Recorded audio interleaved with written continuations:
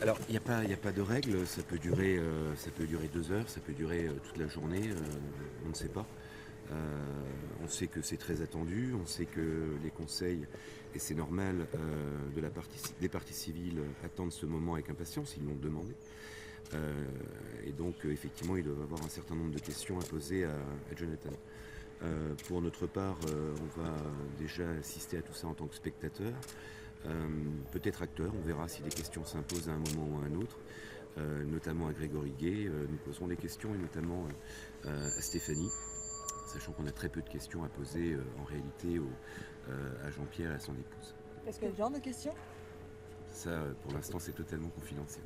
Qu'est-ce que vous attendez de cette journée? Elle est risquée pour vous? Rien du tout, elle n'est pas risquée pour nous, on n'est pas inquiet de rien, quoi qu'il se passe. Que Jonathan Daval maintienne sa version, change sa version, c'est ni quelque chose qui nous inquiète, ni un risque dans le dossier. Il faut bien comprendre une chose, c'est que l'instruction sert à trouver la vérité, et c'est qu'un procès d'assises, pour qu'il soit constructif et pour que la décision de cette cour d'assises soit la plus juste possible, il vaut mieux qu'on soit dans la vérité.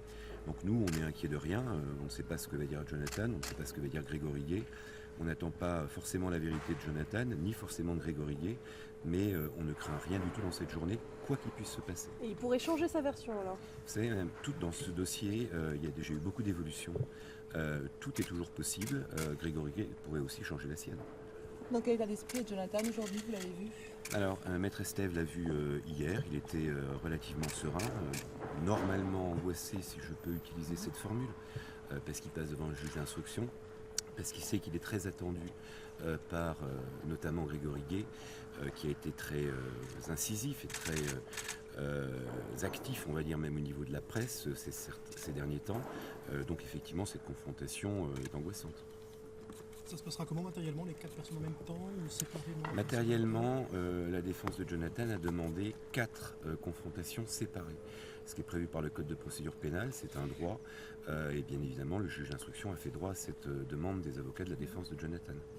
Techniquement, ce sont les parties intéressées qui s'expriment. Dans quel cas est-ce que vous pouvez intervenir, vous? Dans le cadre prévu par la loi, c'est-à-dire qu'une fois que le juge d'instruction a fini de confronter les parties, les avocats, les conseils de la défense et de la partie civile